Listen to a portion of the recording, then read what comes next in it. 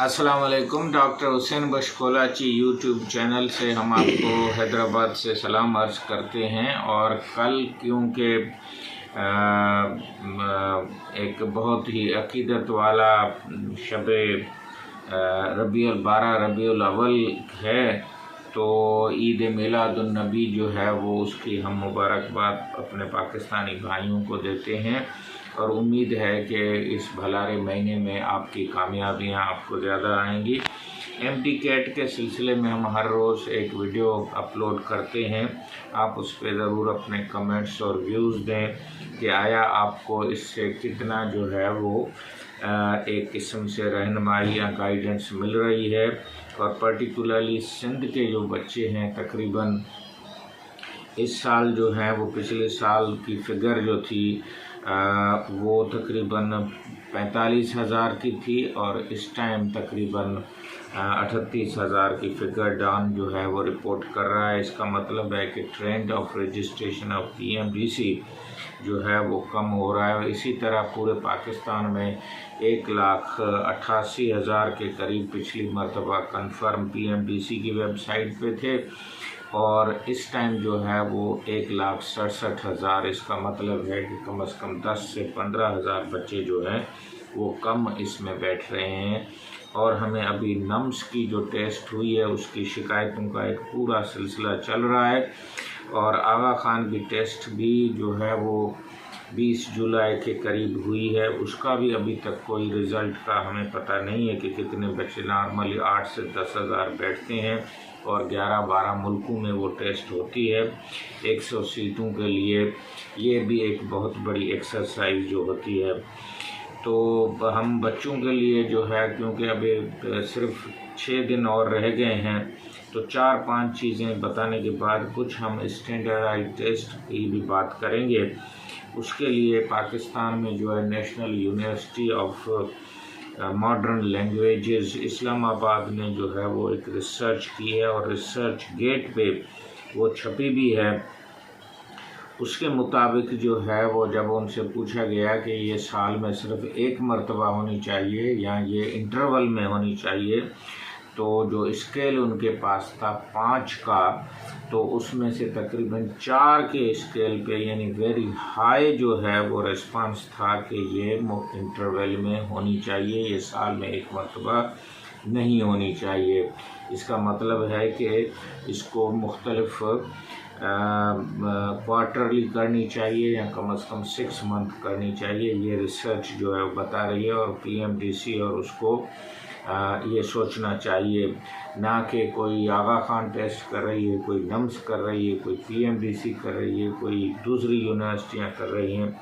चलो ये तो अपनी जगह पे बात है, लेकिन पाकिस्तान की जो पॉपुलेशन है उसकी आज भी डाउन में फिगर छपी है कि जब पाकिस्तान बना था तब ये 33 मिलियन का मुल्क था, मीन्स 3.25 करोड़ का मुल्क था और इस टाइम ये 22 करोड़ का मुल्क बन गया है। यही जो अपना पाकिस्तान है और 2.5 जो है वो पॉपुलेशन की ग्रोथ रेट है, जबकि एशिया और हमारे पड़ोसी मुल्कों में ये 1 और 1.1 तक है। इसका मतलब है कि एशिया की पॉपुलेशन तो 70 साल में बढ़ेगी, डबल होगी, और पाकिस्तान की पॉपुलेशन जो है वो तकरीबन 35 से 30 साल के अंदर अंदर ये डबल हो जाएगी। तो इससे आप अंदाज़ा लगाएं कि हमें कितने डॉक्टर्स की ज़रूरत होती है। और 1 किलोमीटर में जब पाकिस्तान बना था तब की फ़िक्र ये थी कि तकरीबन कोई 50 के करीब जो है 1950 की जो फिगर वो बता रही है तो वो थे, और अब ये है 47.35 पर स्क्वायर किलोमीटर आदमी थे। इसका मतलब है 47 लोग 1 स्क्वायर किलोमीटर में या 1 किलोमीटर में रहते थे और अब ये 308 आदमी हो गए हैं जो पर स्क्वायर किलोमीटर 2022-23 में। तो आप अंदाज़ा लगाएं कि कहाँ 47 लोग 1 किलोमीटर में रहते थे और कहाँ अभी 308 किलोमीटर। और पाकिस्तान की जो टोटल एरिया है वो 8,81,913 किलोमीटर है। तो ये टेस्ट जो है वहाँ हर किलोमीटर से कोई न कोई बच्चा, 2 लाख बच्चे अगर 8,81,913 किलोमीटर का सफ़र करके जब टेस्ट देने आएंगे, हमारा कोई मुल्क छोटा थोड़ा ही, हम छठा लार्जेस्ट पॉपुलेटेड कंट्री है जो यूरोप पूरी से हम ज़्यादा आगे हैं। तो इस को हमें देखना पड़ेगा कि किस तरह से हम जो टेस्ट है उसको स्टैंडर्डाइज कर सकते हैं। लेकिन ये तो थी जो स्टैटिक्स, क्योंकि मैं कम्युनिटी मेडिसिन का हूँ तो हम ये पढ़ाते रहते हैं। तो कितने हमें डॉक्टर्स चाहिए, इसका मतलब है कि हर किलोमीटर पे हमें एक डॉक्टर चाहिए, और तकरीबन ये जो है हमें 8 लाख डॉक्टर्स चाहिए, और हमारे पास अभी 3 लाख की फिगर भी बड़ी मुश्किल से जो है वो है, यानी 4 लाख भी नहीं है, यानी आधे भी नहीं है। अब आते हैं कि पाकिस्तान में पोलियो ही नहीं ख़त्म हो रहा है। आज की पूरी डॉन अखबार में मैं आपको दिखा देता हूँ कि पूरी जो है वो स्टोरी छपी है कि जो पोलियो के जो वर्कर हैं, मैं ये दिखा देता हूँ आपको कि कोई 125 वर्कर अभी तक जो हैं 2012 से लेके, ये आप मेरा कैमरा आपको दिखा रहा है, ये पूरी पोलियो की जो है वो एक स्टोरी है। और 125 हमारे हेल्थ वर्कर वो जो हैं वो शहीद हो चुके हैं, और उसके अलावा 201 जो हैं वो ज़ख्मी हो चुके हैं। और इस टाइम तक पोलियो का केसेस जो हैं वो पाकिस्तान में नहीं ख़त्म हो रहे हैं, जो कि कुछ कतरे पिलाने हैं। तो इस माहौल में आप किस तरह से उम्मीद अच्छी रखते हैं कि आपकी मेडिकल की तालीम जो है वो आपके गोल्स को और आपकी सेहत को बेहतर कर रही है? ये तो एक छोटा सा एग्जांपल मेल न्यूट्रिशन के लिए इसी में लिखा हुआ है डॉन में, आज वाली डॉन में, 16 तारीख वाली डॉन में, कि 40% बच्चे हैं उनकी जो है मेल न्यूट्रिशन, यानी अंदर खून की और खुराक की कमी है, और उनका कद भी छोटा है, और इसी तरह से उनके जो जहन में जो डेवलपमेंट होती है या ब्रेन की जो डेवलपमेंट होती है, ख़ास तौर पे हिप्पोकैम्पस का जो एरिया है जहाँ आपकी इंटेलिजेंस होती है, वो मेल न्यूट्रिशन की वजह से बेहतर नहीं हो सकती। यही सबब है कि जो गरीब इलाके हैं जहाँ मेल न्यूट्रिशन ज़्यादा है वो कॉम्पीट नहीं कर सकते हैं। Mail nutrition is one of the, और उनका कद भी जो है वो 40% का जो एज के मुताबिक नहीं है। अब आते हैं कि जो हमारे बच्चे तैयारी कर रहे हैं उनके लिए कुछ मैं वेबसाइटों पे देख रहा था, तो एक लफ्ज़ था VIP मॉडल। VIP का मतलब है, वी का मतलब है विक्टिम, विक्टिम का मतलब है आप अफसोस नहीं करें, अपने आप को ऐसा ना समझें कि आपके ऊपर ये टेस्ट कोई जुल्म का ज़रिया है या कोई प्रेशर और परेशानी का ज़रिया है। आई का मतलब है आपका इंट्रोस्पेक्शन, यानी अपने आप को ज़रूर आप देखते रहें, अपने दिल को, दिमाग को, कि मैं बेहतरी की तरफ कल से आज, आज से कल मैं जा रहा हूँ।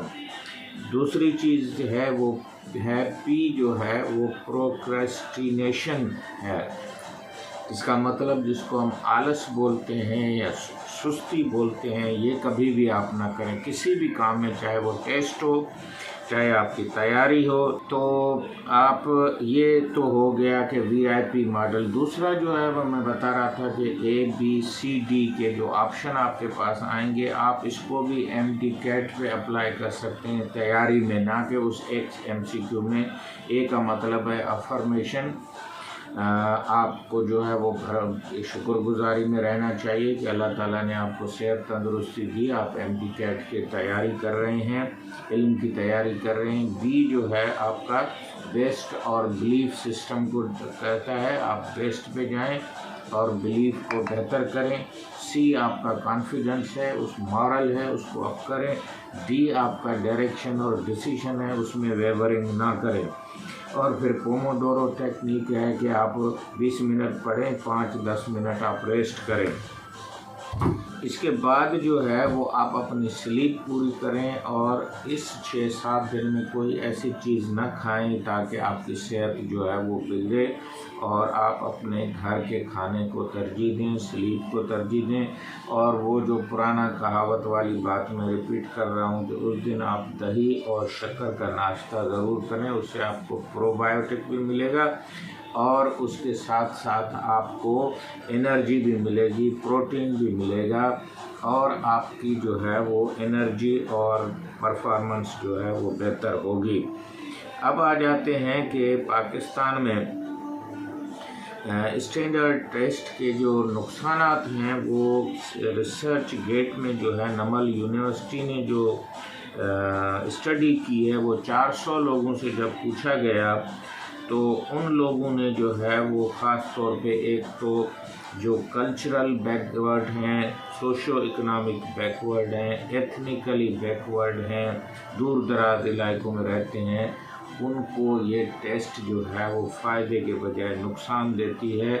और जो रिसोर्सफुल और एडवांस और जो इनकम में और सहूलतों में आगे हैं वो टेस्ट में भी आगे रहते हैं। तो इसका मतलब है कि ये सोसाइटी में एक डिवाइड जो है वो रिच को और इन्फ्लुएंशियल को और बेटर ऑफ को ज़्यादा फेवर करती है। नैरो असेसमेंट करती है कि सिर्फ वही टॉपिक जो टेस्ट के दिए हुए हैं उसको सिर्फ असेस करती है। फिर टीचिंग टू द टेस्ट, क्योंकि ये टेस्ट इतनी मशहूर हो गई है कि अब सारी यूनिवर्सिटियाँ, कॉलेज दूसरा काम छोड़ के अब इसी टेस्ट को पढ़ा रहे हैं और ना कोई काम है, बस यही MTCAT टेस्ट जो है अगर आपने कर ली तो आपका इदारा भी मशहूर हो जाएगा, आप भी टीचर मशहूर हो जाएंगे, आप YouTube जो है वो भी आपका मशहूर हो जाएगा और बस ये टेस्ट के पीछे ही सारे लग पड़े हैं। फिर जो है स्ट्रेस एंड एंग्जाइटी है और इसके साथ साथ आप ये कह लें कि इसमें बहुत सारे पैसों के इन्वॉल्वमेंट और पेपर लीक और माफिया और बहुत सारी चीज़ें जो हैं वो हिडन हैंड्स के तौर पे या अंडर द टेबल और ये टेस्ट से पहले शुरू होती हैं, टेस्ट वाले दिन होती हैं, उसके बाद ये पूरा साल जो है वो चल रही होती हैं। फिर ये वन साइज़ फिट वाली बात है कि एक ही कमीज़ आप सारे लोगों को पहनवा के घूम रहे हैं या एक जूता है या एक कोई चीज़ खाना है बस वही सारों को मिल रहा है, इसको ये स्टैंडर्ड टेस्ट कह रहे हैं। फिर और जो है ये लिमिटेड इवैल्यूएशन और जो क्रिटिकल और हायर लर्निंग है, क्रिएटिविटी है, वो इसमें नहीं आती है और इसमें फीडबैक भी ना स्टूडेंट्स को मिलती है, ना टीचर को मिलती है, ना इदारे को। बस एक टेस्ट की रिज़ल्ट आ गई और एक जो है वो स्कोर या रैंकिंग कैलकुलेट कर ली गई और उसके बाद और जब उनसे पूछा गया कि क्या टेस्ट और आपकी जो एक्चुअल परफॉर्मेंस है तो भी जो है वो एक जो बीच वाला जो है वो यस 400 लोगों में से तकरीबन 250 लोगों ने बोला कि इसका फ़ायदा होता है और तकरीबन 150 लोगों ने ये कहा कि इसका कोई फ़ायदा नहीं होता है।